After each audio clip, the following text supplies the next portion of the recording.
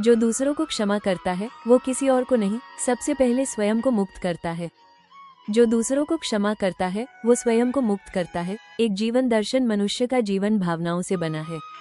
प्रेम, क्रोध, दुख, आनंद, अपेक्षा और निराशा, ये सभी भाव हमारे भीतर निरंतर चलते रहते हैं। इन्हीं भावनाओं के बीच जब कोई हमें चोट पहुंचाता है, अपमानित करता है या विश्वास तोड़ता है, तब मन में पीड़ा जन्म लेती है। ये पीड़ा यदि समय के साथ समझ में न बदले तो वो शिकायत और द्वेष का रूप ले लेती है। यहीं से क्षमा का प्रश्न उठता है। अधिकांश लोग यह मानते हैं कि क्षमा करना सामने वाले के लिए किया गया एक त्याग है, लेकिन वास्तविकता इससे बिल्कुल अलग है। क्षमा करना सबसे पहले अपने ही मन को राहत देने की प्रक्रिया है। जब हम किसी के प्रति कटुता रखते हैं तब वो व्यक्ति भले ही हमारे जीवन में न हो, लेकिन उसकी छाया हमारे मन में बनी रहती है।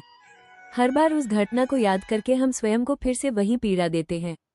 क्षमा न करने का सबसे बड़ा नुकसान ये है कि हमारा वर्तमान अतीत के बोझ में दब जाता है। हम आगे बढ़ना चाहते हैं, लेकिन मन पीछे खींचता रहता है। हमारे विचार उसी एक घटना के इर्द गिर्द घूमते रहते हैं। इससे न केवल मानसिक शांति भंग होती है, बल्कि हमारे निर्णय, हमारे संबंध और हमारा व्यवहार भी प्रभावित होता है। जब कोई व्यक्ति क्षमा करता है तो वो ये स्वीकार करता है कि अब वो उस पीड़ा को अपने जीवन की दिशा तय नहीं करने देगा। यह निर्णय आसान नहीं होता, क्योंकि इसमें अहंकार को पीछे हटना पड़ता है, लेकिन यही पीछे हटना हमें भीतर से मुक्त करता है।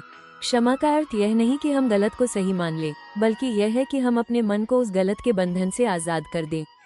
क्रोध और द्वेष हमें ये भ्रम देते हैं कि हम मजबूत हैं, लेकिन वास्तव में वे हमें भीतर से कमजोर करते हैं। इसके विपरीत क्षमा हमें स्थिर बनाती है। ये स्थिरता ही आंतरिक शक्ति का वास्तविक रूप है। जो व्यक्ति क्षमा कर पाता है वो भावनाओं का दास नहीं रहता, बल्कि उनका स्वामी बन जाता है। क्षमा का एक महत्वपूर्ण पहलू ये भी है कि यह हमें दूसरों को समझने की दृष्टि देती है। जब मन शांत होता है तब हम ये देख पाते हैं कि हर व्यक्ति अपनी समझ, परिस्थितियों और सीमाओं के अनुसार ही व्यवहार करता है। इससे हमारे भीतर करुणा जन्म लेती है। करुणा हमें कठोरता से बाहर निकालकर मानवीयता की ओर ले जाती है। इसके साथ ही क्षमा हमें स्वयं से भी जोड़ती है। हम अपनी गलतियों, अपने निर्णयों और अपनी कमजोरियों को स्वीकार करना सीखते हैं। जब हम स्वयं को क्षमा करते हैं तब आत्मग्लानि कम होती है और आत्मसम्मान बढ़ता है। यह आत्मसम्मान ही हमें जीवन में आगे बढ़ने का साहस देता है। जो व्यक्ति क्षमा करना सीख लेता है वो जीवन की हर स्थिति को अधिक संतुलन के साथ देख पाता है। वो जानता है कि हर अनुभव उसे कुछ सिखाने आया है। इस समझ से जीवन में कड़वाहट कम होती है और शांति बढ़ती है। धीरे धीरे मन हल्का होने लगता है, जैसे किसी ने भीतर से भारी बोझ हटा दिया हो। इसलिए ये कहा गया है कि जो दूसरों को क्षमा करता है वो वास्तव में स्वयं को मुक्त करता है। वो अपने मन को अतीत की जंजीरों से छुड़ाता है और वर्तमान में स्वतंत्र होकर जीना सीखता है।